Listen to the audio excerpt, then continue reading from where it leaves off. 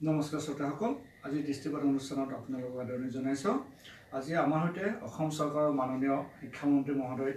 এই অনুষ্ঠানত উপস্থিত আছে। অৱশ্যে অকল তেখেত শিক্ষা বিভাগৰে নহয়, আন দুটা গুৰুত্বপূৰ্ণ বিভাগৰ দায়িত্ব আছে। কিন্তু যিহেতু আজি আমাৰ আলোচনা মাত্ৰ 30 মিনিটৰ হ'ব, মই মাননীয় মন্ত্ৰী মহোদয়ৰ পৰা অনুমোদন বিচাৰিছোঁ যে যদিহে আজি আমি অকল শিক্ষা বিভাগৰ বিষয়ে আলোচনা কৰোঁ, ঠিক হয়, কাৰণ যথেষ্ট সময় কম আপোনাৰ বিভাগৰ উত্তৰ দিবলৈ। গতিকে আমি বিষয়টোলৈ গৈছোঁ। প্ৰথমে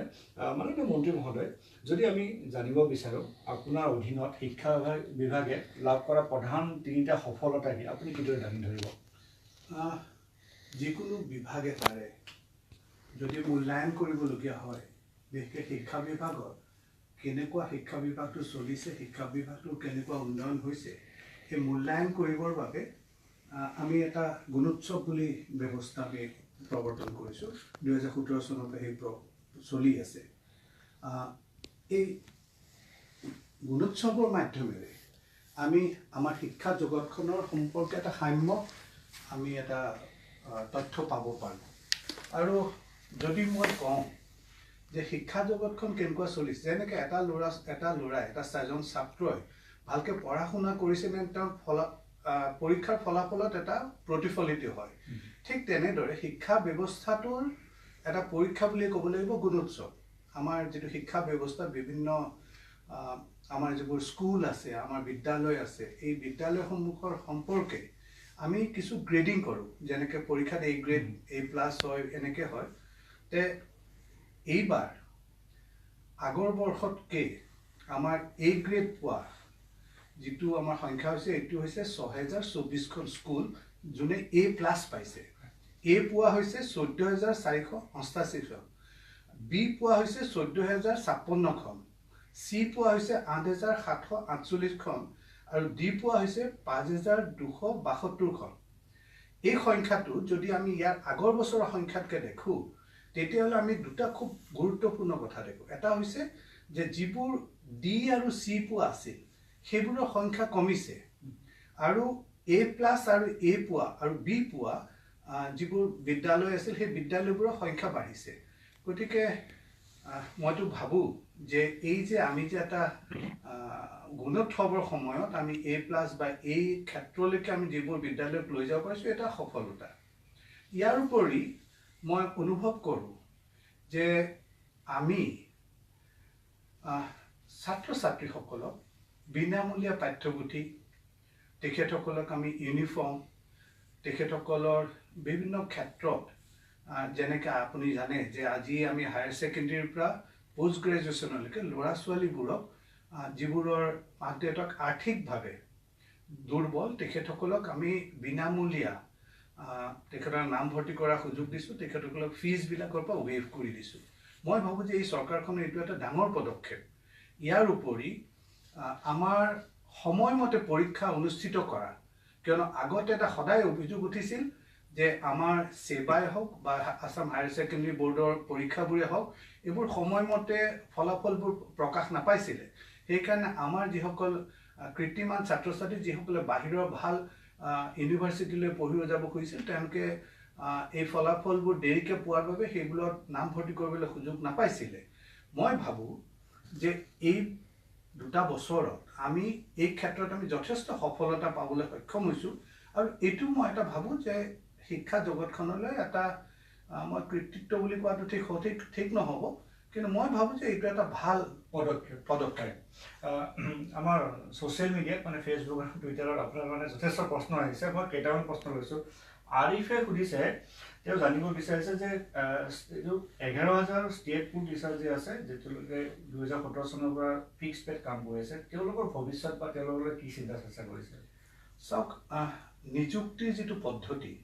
নিযুক্তিৰ পদ্ধতি বিভিন্ন ধৰণৰ হ'ব পাৰে। সমগ্ৰ বিশ্বতে নিযুক্তিৰ পদ্ধতিবোৰ কিন্তু সলনি হ'বলৈ ধৰিছে। আগতে আমি শিক্ষকসকলক কেতিয়াও কণ্ট্ৰেকচুৱেল বেচিছত নলৈছিলোঁ।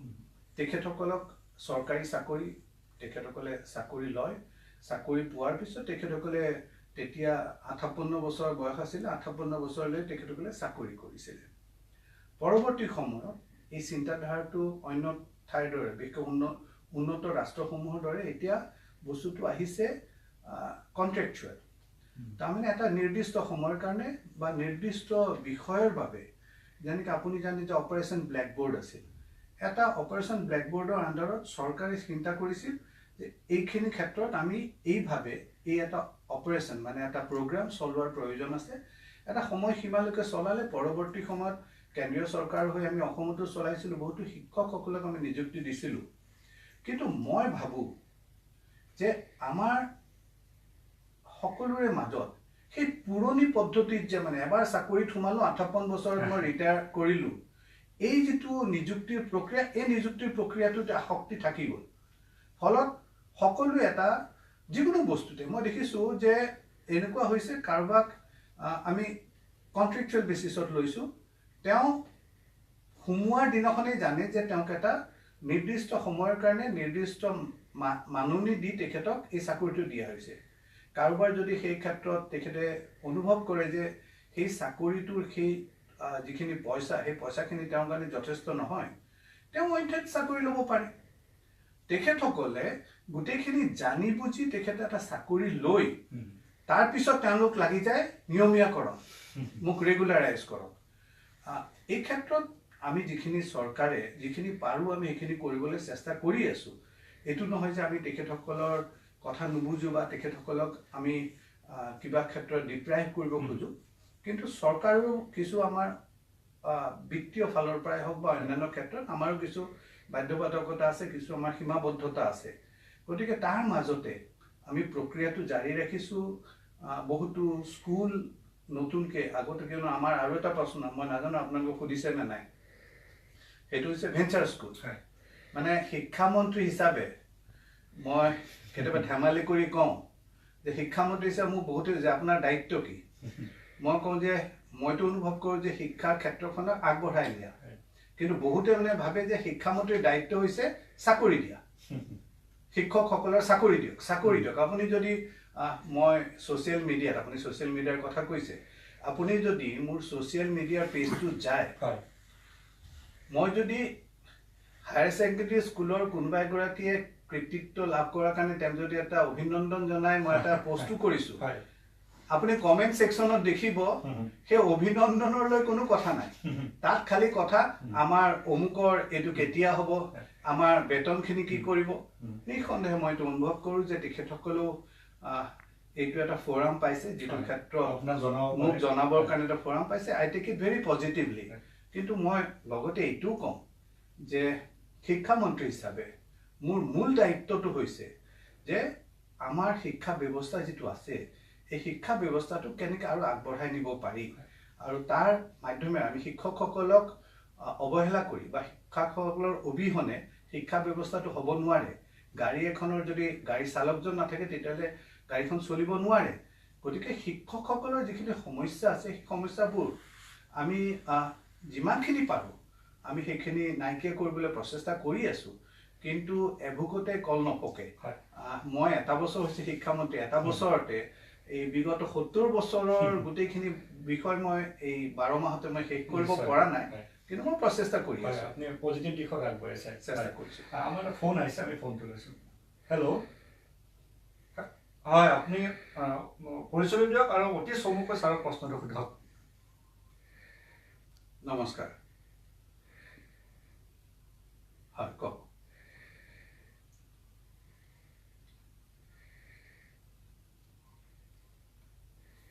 হয়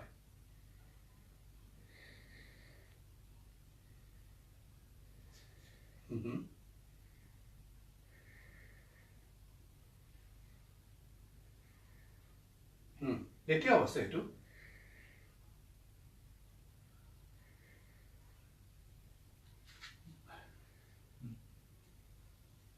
হয় আমি আপুনি জানে যে অনলাইন যিটো ট্ৰান্সফাৰ আছিল এই অনলাইন ট্ৰান্সফাৰৰ ব্যৱস্থাটো আমি আকৌ পুনৰবাৰ প্ৰৱৰ্তন কৰিছোঁ মাজতে আমাৰ যিটো টেকনিকেল কিছু কথা আছিলে সেই টেকনিকেল কথাৰ কাৰণে সেই অনলাইন ব্যৱস্থাটো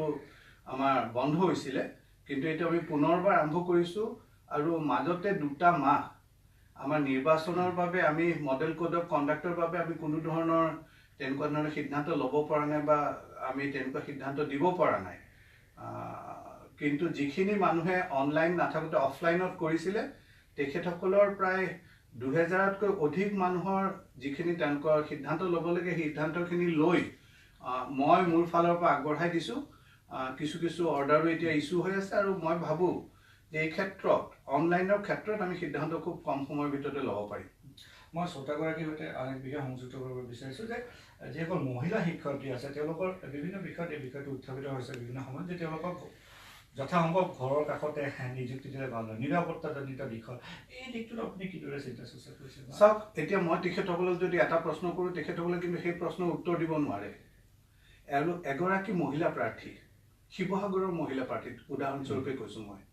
তেওঁ যদি আবেদন কৰাৰ সময়ত তেখেতে ধুবুৰী জিলাত চাকৰি বিচাৰিছে লিখিতভাৱে তেখেতে কৈছে যে মই ধুবুৰী জিলাত মই কৰ্মৰত হ'ব বিচাৰোঁ বা মই চাকৰি বিচাৰিছোঁ চাকৰিটো লৈ উঠি তেখেতে যদি তেতিয়া কয় যে নহয় মোক আকৌ আপুনি শিৱসাগৰলৈ ট্ৰান্সফাৰ কৰি দিয়ক এইটো জানো এথিকেল হয় আপোনাৰ যদি অসুবিধা আছে আপুনি যদি অনুভৱ কৰে যে আপুনি ঘৰৰ ওচৰতে চাকৰি লৈ আপুনি আপোনাৰ নিজৰ গৃহ জিলাতে চাকৰি বিচাৰক আপুনি ধুবুৰী জিলা গোৱালপাৰা জিলা বা এনেকুৱা দুৰ্গম যিবোৰ আমাৰ ঠাইত যাব নোখোজে চৰ অঞ্চল বা অন্যান্য অঞ্চলত সেইবোৰত সেইবাবে পদ যথেষ্ট খালী থাকে গতিকে আপুনি জানে যে টেটত আপোনাৰ নম্বৰ সেইটো কম আছে আপুনি যদি শিৱসাগৰত হওক গুৱাহাটীত হওক বা অন্যান্য ঠাইত বিচাৰে আপুনি হয়তো আপোনাৰ লিষ্টত নাম নাহিব পাৰে গতিকে আপুনি চাকৰিটো লোৱাৰ খাতিৰত আপুনি ধুবুৰীলৈ গৈছে আপুনি মৰিগাঁৱৰ ভিতৰত যাব বিচাৰিছে আৰু চাকৰিটো লৈ উঠি তেতিয়াহে আপোনাৰ মনত পৰে নেকি যে নহয় নহয় মোৰ ইয়াত বৰ অসুবিধা হৈছে গতিকে মই গৃহ জিলালৈ ফিৰি যাব লাগে মই এজন শিক্ষামন্ত্ৰী অসমৰ বাবে অসমৰ যিবোৰ এই যে জিলাবোৰৰ নাম ক'লো ধুবুৰী হওক গোৱালপাৰা হওক এই জিলাবিলাকত যিবোৰ স্কুল আছে এই স্কুলবিলাকত যিবোৰ ছাত্ৰ ছাত্ৰীয়ে পঢ়া শুনা কৰে তেখেতসকলৰ প্ৰতি মোৰ দায়িত্ব নাই নেকি এখন স্কুল আছে যিখন স্কুলৰ শিক্ষয়িত্ৰীগৰাকীক ট্ৰান্সফাৰৰ কাৰণে কেনেকুৱা ধৰণৰ হেঁচা দিয়া হয় বহুতে মোক বেয়া পায় আপুনি যদি ফেচবুক বা টুইটাৰত যায় তেখেতে যথেষ্ট গালি সপনিও দিয়ে মোক কিন্তু মোৰ কথা হৈছে যে এই যে যিটো আপোনাৰ যিটো অসুবিধা এই অসুবিধাটোতো আপুনি নিজে আমন্ত্ৰণ কৰি আনিছে আপুনি যদি কোনোবা এগৰাকীয়ে যদি তেখেতসকলে যদি ধুবুৰী জিলাত অইন এখন জিলা ধৰি লওক গোলাঘাটৰ ছোৱালীজনীয়ে ধেমাজিৰ ছোৱালী এজনীয়ে চাকৰি ছোৱালী বুলি কোৱা নাই আমাৰ ল'ৰাও আছে তেখেতসকলৰ তেতিয়াহে মনত পৰে যে শাহুৱেকৰ কেঞ্চাৰ হৈছে তেওঁৰ পিতৃ মাতৃ বৃদ্ধ হৈছে তেওঁ চাকৰি বিচৰা আগদিনাখনলৈ তেওঁ গম পোৱা নাছিল নেকি যে তেওঁৰ মাতৃ পিতৃ বৃদ্ধ হৈছে গতিকে তেওঁ ইমান দূৰৰ ঠাই এখনত থাকি পঢ়া শুনা মানে শিক্ষাদান কৰিব নোৱাৰিব মইতো ভাবোঁ যে এইটো এটা তেওঁলোকে প্ৰক্ৰিয়া হিচাপে লৈছে তেওঁলোকেও জানে যে চাকৰিটো কিবাকে লওঁ লৈ উঠি পেলাই তাৰপিছত লাগি মেলি মন্ত্ৰীক কম বিধায়কক কম বিভিন্ন ক্ষমতাশালী ব্যক্তিসকলক কৈ মই মোৰ ট্ৰান্সফাৰটো কৰাই লওঁ আৰু এইটোৰ বাবে আপুনি চাব মোৰ অফিচৰ আগত মই এখন উপায়হীন হৈ মই এখন তাত বৰ্ড এখন লগাবলগীয়া হৈছে যে আমি নীতি নিয়ম অনুসৰি যি মানে ট্ৰান্সফাৰ হ'ব লাগে সেইটো আমি কৰিম কিন্তু ডেইলি মই অফিচত বহি ফাইল চাব নোৱাৰোঁ মই অফিচত বহি কোনো পলিচি ডিচিশ্যনৰ সম্পৰ্কে চিন্তা চৰ্চা কৰিব নোৱাৰোঁ কিয়নো মোৰ অফিচৰ বাহিৰত নাই বুলিলেও 100-150 মানুহ ৰৈ থাকে একমাত্ৰ ট্ৰান্সফাৰ বিচাৰি না আজি বিষয়টো স্পষ্ট হৈ গ'ল যে কি নীতি আপুনি সুস্পষ্টভাৱে ক'লে এই ধৰণৰ নীতি আপোনালোকৰ আছে গতিকে আৰু কোনো বিতৰ্কৰ মনবোধেৰে বাদ নাথাকিলে আপুনি সুস্পষ্টকৈ উত্তৰটো দিলে আমাৰ আন এটি ফোন আহিছে ফোনটো লৈছোঁ হেল্ল' হয় আপুনি প্ৰশ্নটো কৰক নমস্কাৰ কওক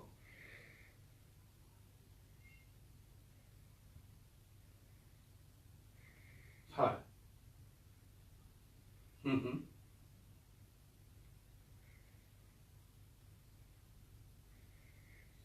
হয়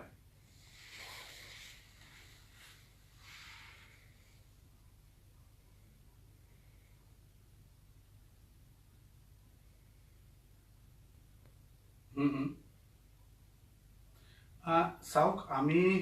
চাকৰিৰ ক্ষেত্ৰত আমি এটা খুব ডাঙৰ অসুবিধা পাইছোঁ যিটো অসুবিধা হয়তো মই মুকলিকে কোৱাৰ প্ৰয়োজনো আছে যে আমি 11,000 পদ আমাৰ খালী আছে আমি 11,000 পদ আমি পূৰণ কৰিবৰ বাবে আমি এডভাৰটাইজমেণ্ট দিছোঁ আৰু এডভাৰটাইজমেণ্ট দিয়াৰ লগে লগে কোনোবা নহয় কোনোবা এগৰাকী হাইকোৰ্টত গৈ এটা ষ্টে অৰ্ডাৰ লৈ লয় ইয়াৰ আগতে 2018 চনত কিছু এটা কাৰণত তেখেতসকলে কোৰ্টত ষ্টে অৰ্ডাৰ ল'লে এটা বছৰ এই ষ্টে অৰ্ডাৰটো থকাৰ বাবে আমি কোনো পদক্ষেপ ল'ব নোৱাৰিলোঁ আমি ল'ব নোৱাৰি তাৰপিছত কোৰ্টত আমি কেছটো জিকিলোঁ আমি যেতিয়া কোৰ্টটো কেছত জিকিলোঁ আমি পুনৰবাৰ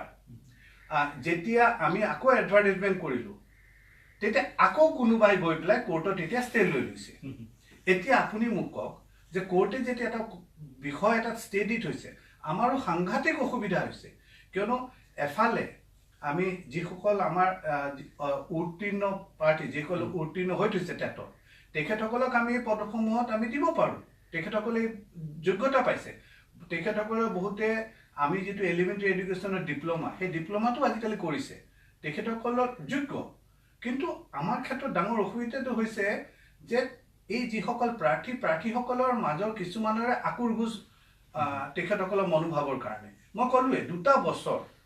মোৰ আগৰ পৰাই এই ষ্টেটো চলি আছিল মই মন্ত্ৰী হৈ মই যিহেতু নিজেও এজন অধিবক্তা আছিলোঁ হাইকোৰ্টতো ওকালতি কৰিছিলোঁ গতিকে মই যুঁজ বাগৰ কৰি পেলাই মই তেখেতসকলে যিখন পিটিশ্যন দিছিল সেই পিটিশ্যনখন ডিছমিছ কৰাই কোৰ্টে ক'লে যে নাই তেওঁলোকে যিটো এডভাৰটাইজমেণ্ট দিছিল সেইটো সঠিক আছিল সেইমতে আকৌ আমি পুনৰবাৰ দিলোঁ কিন্তু পুনৰবাৰ কোনোবা আৰু এটা পক্ষই গৈ পেলাই এইবাৰ হাইকোৰ্টত ষ্টে লৈ থৈছে এতিয়া মই কৈছোঁৱে যে মই বিচাৰিলোঁ কেতিয়াবা মই নিযুক্তি দিব বিচাৰোঁ নিযুক্তি প্ৰক্ৰিয়াটো কৰিব খোজোঁ কিন্তু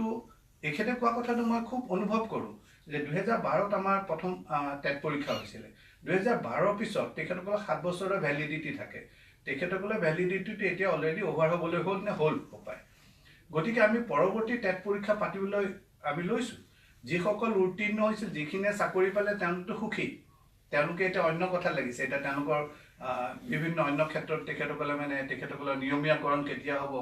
তেখেতসকলৰ ট্ৰান্সফাৰটো কেতিয়া হ'ব এইবিলাক বিষয়ত লাগি আছে তেখেতসকলে কিন্তু যিসকলক দিব পৰা নাই মই তেখেতসকলৰ কাৰণে মোৰো বেয়া লাগে আৰু সঁচা অৰ্থত ক'বলৈ গ'লে মই অনুভৱ কৰোঁ আমাৰ অসমৰ শিক্ষা ব্যৱস্থাটো যিটো এক অৰাজক ব্যৱস্থা আছিল এই টেট পৰীক্ষাৰ লগে লগে কিন্তু সেই ক্ষেত্ৰত এটা গুণগত মানদণ্ড উন্নত হৈছে কিন্তু দুৰ্ভাগ্যজনকভাৱে এই যিখিনি ল'ৰা ছোৱালী এইখিনি ল'ৰা ছোৱালী তেখেতসকল যথেষ্ট মেধাৱী ল'ৰা ছোৱালী কিন্তু তেওঁলোকক আমি এই ৰেগুলাৰ পোষ্টবিলাকত আমি একমোডেট কৰিব পৰা নাই এইটো নহয় যে মই তেখেতসকলক সংবেদনশীল নহয় ময়ো অনুভৱ কৰোঁ কিন্তু মই কৈছোঁ যে ব্যৱস্থাটো এৰাতিৰ ভিতৰতে সলনি কৰা সম্ভৱ নহয় মই যিটো কৈছোঁ যে এটা সময়ত 80ৰ শেষৰ দশক আৰু 90ৰ মাজভাগলৈকে অসমৰ শিক্ষা জগতত এটা অৰাজকতা আহি গৈছিল এনেকুৱা হৈছিলে 10টা পোষ্ট আছে কিন্তু সেই 10টা পোষ্টৰ এগেইনষ্টে ক'ৰবাত 25জন মানুহক চাকৰি দি দিছে আৰু সেইসকল এতিয়া ধৰি লওক এনেকুৱা এখন জিলা শিৱসাগৰ জিলাৰ কথা কৈছে অলপ আগতে মই শিৱসাগৰ জিলাৰ কথাই কওঁ যিটো পোষ্ট চেংচন হৈ আছিল সেই চেংচন পোষ্টতকৈ অত্যাধিক শিক্ষকৰ নিযুক্তি দি দিলে যিজনে নিযুক্তি দিলে যিজন ইনস্পেক্টৰ স্কুলছে নিযুক্তি দিলে তেওঁলোকৰ পৰা কিছু পইচা কালেক্ট কৰি তেওঁ ৰিটায়াৰ কৰি আজি সুন্দৰভাৱে ডাঙৰ বিল্ডিং বনাই কিছু বাচি আছে কিছুমান মৰিলেও কিন্তু এই যে যিখিনি দিলে এই মানুহখিনি তেওঁলোকে নিজে এটা এছ'চিয়েশ্যন আছে ইৰেগুলাৰ ইলিগেল নিযুক্তিৰ মানে যিখিনিলোকে পাইছে তেওঁলোকে কৈছে আমি কি জানো আমাক চৰকাৰৰ আপোনালোকে ইনস্পেক্টৰ স্কুলছে এখন নিযুক্তি পত্ৰ দিছে এতিয়া তেওঁ যদি নিযুক্তি পত্ৰখন ভুল তেতিয়াহ'লেতো আমি চৰকাৰৰ পৰাই পাইছোঁ গতিকে তেখেতসকলে সেই একেই কোৰ্টত গৈছে কোৰ্টৰ এটা সময়ৰ ভিতৰত কিমান যে আমাৰ তাৰ মাজত drop teacher eligible teacher working teacher এনেকুৱা কেইবাটাও কেটেগৰী বনাই এটা সময়ত ন্যায়ালয়ো এই সময়ত ভাগৰি গৈছে মানে আপুনি শিক্ষা বিভাগৰ লগতে আপোনাৰ আইনৰ গোটেই অভিজ্ঞতা বিভাগটো ব্যৱহাৰ কৰিব লগা হৈছে মই এটা ক্ষেত্ৰত মানে মই ভাবোঁ সেই ক্ষেত্ৰত আমি বহুতো পেণ্ডিং কেছেছ যিহেতু মোৰ নিজৰ এটা অভিজ্ঞতা আছে এখন ৰিট পিটিশ্যন কেনেকৈ হয় মোক যদি কোনোবাই কয় যে সেইটো অৰ্ডাৰ ষ্টেজত আছে তেতিয়াহ'লে লগে লগে মই ক'ম অৰ্ডাৰ ষ্টেজত আজি এবছৰ ধৰি কিয় পৰি আছে তোমালোকে তাত কোৱা কোৰ্টত যোৱা কোৰ্টত গৈ কোৱা যে এইটো এটা আৰ্জেণ্ট মেটাৰ সোনকালে ডিছপ'জ হ'ব লাগে গতিকে এই ক্ষেত্ৰত সহায় হৈছে কিয়নো শিক্ষা জগতৰ আপুনি জানি আচৰিত হ'ব যে অসমৰ হাইকোৰ্টত সৰ্বাধিক কেছ আছে শিক্ষা বিভাগ হয় আমি এটা যদি মহাবিদ্যালয়ৰ বিষয়লৈ যাওঁ ধৰক এগৰাকী অধ্যাপকে এটা প্ৰস্তাৱ আগবঢ়াইছিলে যে দুগ্ধপানৰ বাবে লেক্টেটিং মাদাৰ দুগ্ধপানৰ বাবে যদি মহাবিদ্যালয়ৰ এটা শিশু গৃহৰ ব্যৱস্থা কৰিব পৰা যায় সম্ভাৱনা আছে নেকি এই ধৰণৰ তেখেতে এই কথাটো কেইবাবাৰ উঠিছিলে আৰু এই কথাটোত মই একমত কিয়নো এগৰাকী মাতৃ সদ্য সন্তান প্ৰসৱ কৰা মাতৃ তেখেতে নিঃসন্দেহে সন্তানক দুগ্ধপান কৰোৱা বা অন্যান্য ক্ষেত্ৰত কিন্তু ক্ৰেচ এখন কলেজত গঢ় দিয়া সেইটো তেখেতসকলৰ গভৰ্ণিং বডিৰ সিদ্ধান্তৰ ওপৰত নিৰ্ভৰ কৰিব তেখেতসকলে কৰোঁ বুলিলে চৰকাৰৰ ফালৰ পৰা কোনো আপত্তি নাই দ্বিতীয়তে ধৰক বৰ্তমান যি প্ৰতিযোগিতামূলক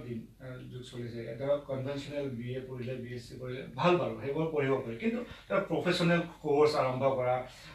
ধৰক প্লেচমেণ্ট চেল এটা দৰকাৰ এই ধৰণৰ আপুনি চিন্তা চৰ্চা কৰিছে নেকি আমাৰ এইবাৰ আমি যেতিয়া মেট্ৰিকৰ ৰিজাল্ট দিলোঁ তাৰ পিছত যিখন মই সংবাদ মেল কৰিছিলোঁ মই তাত আমি কৈছোঁৱেই যে এইবাৰ আমি কিছু বিষয় যিবোৰ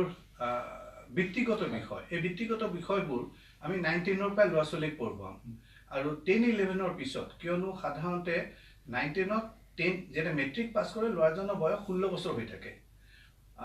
ক্লাছ 12ৰ পিছত 18 বছৰ হোৱাৰ পিছতে তেওঁ প্ৰাপ্তবয়স্ক বুলি কোৱা হয় আৰু তেওঁ তেতিয়া কোনোবা চৰকাৰী চাকৰি বা অন্যান্য ক্ষেত্ৰত তেখেতে চাকৰি কৰিবৰ বাবে নীতিগতভাৱে তেখেতে পাৰে মানে এজ পাৰ ল লিগেল এজটো পায় তেওঁ 18ৰ পিছত গতিকে সেই ক্ষেত্ৰত আমি ব্যক্তিগত শিক্ষা আমি যথেষ্ট আনিছোঁ এইবাৰৰ হাইস্কুল পৰীক্ষাৰ যিদিনাখন ফলাফল দিছে সিদিনাখনো আমি কৈছোঁ আৰু যিটো নৰেন্দ্ৰ মোদী ডাঙৰীয়াৰ সপোন স্কিল ইণ্ডিয়া যে মানুহৰ ধৰি লওক এজন ল'ৰা মানে উদাহৰণ হিচাপে কৈছোঁ তেওঁ এখন গাড়ী চলাব জানে তেওঁ যদি এখন ব্যক্তিগত গাড়ীৰ চালক হৈ থাকে তেওঁ কিমান পাব 10,000 পাব 15,000 পাব কিন্তু সেই ল'ৰাজনকে আমি যদি এখন JCB চলাব শিকাওঁ এখন বুলডোজাৰ চলাব শিকাওঁ বা তেনেকুৱা ধৰণৰ যিবোৰ ইকুইপমেণ্টছ আছে সেই ইকুইপমেণ্টবোৰ চলাব শিকাওঁ তেওঁৰ দৰমহা সেই 10-15,000 পৰা গৈ একেবাৰে 50,000 লাখ টকালৈকে যাব আৰু এইটোৰ বাবে আমি প্ৰতিশ্ৰুতিবদ্ধ আৰু আমি এইটো ক্ষেত্ৰত যথেষ্ট আমি চেষ্টা কৰিছোঁ আৰু কিছু ক্ষেত্ৰত সফলতাও পাইছোঁ হয় মোৰ আন এটা ফোন আহিছে ফোনটো লওঁ হেল্ল'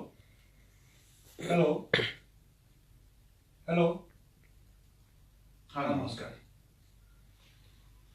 হয় কওক ভেঞ্চাৰ স্কুলৰ ক্ষেত্ৰত আপুনি জানে যে আমি এখন আইন আনিছোঁ আৰু এই আইনৰ ভিতৰত আমি কিছু তাত নীতি নিয়ম আনিছোঁ কিছুমান নৰ্মছ আনিছোঁ যিবোৰ এই বিদ্যালয় এই নৰ্মছৰ ভিতৰত পৰিছে তেখেতসকলৰ যিবোৰ তেখেতসকলৰ আমি যিবোৰ লিষ্ট এই লিষ্টবোৰ কৰিছোঁ আজি ৰাতিপুৱা মই অৱশ্যে এইটো মই প্ৰাইমেৰী ক্ষেত্ৰত নহয় আজি মই ছেকেণ্ডেৰী যিটো আছে আমাৰ ডাইৰেক্টৰ তেখেতৰ লগত মই কথা পাতিছোঁ আমি এই গোটেইখিনি আমি কৰি আমাৰ চিলেকশ্যন কমিটি আছিলে চিলেকশ্যন কমিটি গোটেইখিনি কৰিছে আমি খুব কম সময়ৰ ভিতৰত এইখিনি কৰিব পাৰিম আমাৰ সময় প্ৰায় শেষ হৈ আহিছে মই শ্ৰোতাসকলৰ বাবে জনাওঁ যে আজি যথেষ্ট প্ৰশ্ন বিষয় আলোচনা কৰিবলৈ আমাৰ থাকি গ'ল সময়ৰ বাবে যদি সম্ভৱ হয় মন্ত্ৰী মহোদয়ৰ অনুমোদন মৰ্মে অহা মাহত মানে জুনৰ 2টো বৃহস্পতিবাৰে আমি 1 ঘণ্টা সম্পূৰ্ণতে 1 ঘণ্টা যদি মই এটা সুযোগ পাইছোঁ যে তেতিয়াহ'লে আপুনি শ্ৰোতাৰ বৃহৎ সংখ্যক শ্ৰোতাৰ আপুনি প্ৰশ্ন উত্তৰ দিব পাৰিব এতিয়া ধৰক আপুনি ক'লে বিভিন্ন বিষয়ত শিক্ষা বিভাগৰ এই পৰ্যন্ত আপোনাৰ শিক্ষামন্ত্ৰী হিচাপে ইয়াৰ পূৰ্বে আপুনি বিধায়ক আছিলে দলৰ জ্যেষ্ঠ নেতা আছিলে দলৰ মুৰব্বী আছিলে কোৰ্টত গৈছিলে শিক্ষামন্ত্ৰী হিচাপে এই পৰ্যন্ত আপোনাৰ অনুভৱ কেনেকুৱা মই ক'লোৱেই যে মোৰ কেতিয়াবা এনেকুৱা লাগে যে মই শিক্ষামন্ত্ৰী হয় কিন্তু মই শিক্ষামন্ত্ৰীতকৈ শিক্ষক নিযুক্তিৰ মন্ত্ৰীহে হ'ব লাগিছিল কিয়নো মোৰ গোটেই কাম কাজৰ শতকৰা 80% আজি এই বিভিন্ন ৰাইজৰ সমস্যা আছে তেখেতসকলৰ এটা চাকৰি বিচাৰিছে নিবনুৱা যুৱক টেট পৰীক্ষা পাছ কৰি উঠিছে তেওঁলোকৰ আশা আকাংক্ষা আছে বয়স গৈ আছে মই সকলো কথা বুজি পাওঁ কিন্তু তাৰ মাজতে মোৰ আপুনি অনুভৱৰ কথা কৈছে মই কেতিয়াবা অনুভৱ কৰোঁ যে আমাৰ অসমত শিক্ষাৰ কেনেকৈ মানদণ্ড উন্নত হ'ব লাগে এই সম্পৰ্কে কিন্তু বৰ চিন্তা চৰ্চা হোৱা নাই সকলোৱে নিযুক্তিৰ ক্ষেত্ৰতহে মানে আটাইতকৈ প্ৰাধান্য আজি মোক এজন জ্যেষ্ঠ সাংবাদিকে ফোন কৰিছিল ফোন কৰি পেলাই নৰেন্দ্ৰ মোদী ডাঙৰীয়াই তেখেতৰ প্ৰথম 100 ডেজৰ কাৰণে যিটো তেখেতে এটা হেৰি কৰিছে মই ক'লো মই এতিয়ালৈকে সম্পূৰ্ণভাৱে দেখা নাই তেখেতে ক'লে শুনিছোঁ বোলে বহুতো কলেজবিলাকত নতুনকৈ চাকৰি ওলাব মই ক'লো আপোনাৰ কোনোবা কেণ্ডিডেট আছে নেকি আপুনি ইমান উৎসুক হৈ আছে নিঃসন্দেহে মই আগতেই কোৱাৰ লেখীয়াকৈ এখন গাড়ীৰ যদি চালক নাথাকে তেতিয়াহ'লে গাড়ীখন নচলে আৰু গাড়ীৰ চালক এজন যদি আনিব লাগে আমি সুদক্ষ এজন চালক থাকিলে গাড়ীখন ভালকৈ চলিব শিক্ষা ক্ষেত্ৰখনক আগবঢ়াই নিব লাগিলে আমিও ভাল শিক্ষক আনিব লাগিব মোৰ অনুভৱ হৈছে যে আমি আমাৰ যিসকল আমাৰ শিক্ষা ক্ষেত্ৰৰ লগত জড়িত হৈ আছে তেখেতসকলৰ কিছু ক্ষেত্ৰত মনোভাৱৰ পৰিৱৰ্তন আনিব লাগিব চাকৰি এটা কৰাৰ মানসিকতাৰ এটা জীৱিকা মই এটা চাকৰি পালোঁ গতিকে মোৰ হ'ল সেইটো থাকিবই স্বাভাৱিক কথা মানুহ এজনে চাকৰি কৰে তেওঁ জীৱিকা এটাৰ বাবেই কৰে তাৰ লগতে কিন্তু এটা সেৱাৰ মনোভাৱ থকাটো যথেষ্ট দৰকাৰী গতিকে শিক্ষামন্ত্ৰী হিচাপে মোৰ অনুভৱ হৈছে যে এইখন হ'ল সাগৰৰ দৰে সাগৰত যেনেকৈ বিভিন্ন ঠাইৰ বিভিন্ন নদী আহি সাগৰখনত বিলীন হয় ঠিক তেনেকৈ শিক্ষা জগতখনতো আজি ইমান বছৰৰ পৰা বিভিন্ন সময়ত বিভিন্ন চিন্তা চৰ্চা হৈছে বিভিন্ন পৰীক্ষা নিৰীক্ষা হৈছে শিক্ষা জগতখনৰ উন্নতিৰ বাবে যিমান পৰীক্ষা নিৰীক্ষা হৈছে এনেকুৱা পৰীক্ষা নিৰীক্ষা হয়তো অইন কোনো বিভাগতে হোৱা নাই সকলোৱে উন্নয়ন কৰিবৰ বাবে বিচাৰিছে সকলোৱে বিভাগটোক আৰু উন্নত কৰিবৰ বাবে এই প্ৰচেষ্টা লৈছে কিন্তু কেতিয়াবা এই অধিক যেতিয়া ৰান্ধনি হয় যেনেকৈ আঞ্জাখন অলপ মানে নিমখ বেছি হৈ যায় ঠিক তেনেকৈ আমাৰো ইমান বেছি ৰান্ধনি হ'লগৈ যে আচলতে কিন্তু কেতিয়াবা প্ৰস্তুত কৰি ওলোৱা খাদ্যটো জানিব ক'ৰবাত খেলি মেলি হৈছেগৈ মোৰ এইখিনি অনুভৱ কিন্তু মই কওঁ এটা কথা মই যথেষ্ট কিন্তু শিক্ষক সমাজে গালি তালিও দিয়ে বিশেষকৈ ফেচবুক আৰু টুইটাৰ মই খুলিবলৈকে ভয় লাগে ইমান গালি দিয়ে কিন্তু মই আচলতে প্ৰত্যেকটো কমেণ্ট চাওঁ মই কেতিয়াবা কমেণ্টৰ কেতিয়াবা বেয়াকৈ কয় ব্যক্তিগতভাৱে কয় কিছুমানে গালি সপনিও পাৰে কিছুমানে শালীনতাৰ চেৰাইও গৈ কথা উচিত নহয় কিন্তু তেখেতসকলে ক'লেও মই ভাবোঁ যে মনৰ জ্বালাটো তেওঁলোকে ফেচবুকৰ মাধ্যমেৰে প্ৰকাশ কৰে গতিকে মই এইটো পজিটিভলি লওঁ আমাৰ আজি সময় শেষ হ'ল মাননীয় মন্ত্ৰী মহোদয় আপোনালৈ ধন্যবাদ জ্ঞাপন কৰিলোঁ কিছু বিষয় আমি জানিলোঁ আৰু যেনেকৈ আপুনি ক'লে আমি ক'লোঁ যে পৰৱৰ্তী সময়ছোৱাত আমি আৰু অধিকভাৱে কথা পাতিব পাৰিম আজি আমাৰ অনুষ্ঠানত উপস্থিত থকাৰ বাবে আমাক সময় দিয়াৰ বাবে আমাৰ তৰফৰ পৰা আপোনাক ধন্যবাদ মই আপোনালোকে যেতিয়া মাতিব তেতিয়াই ধন্যবাদ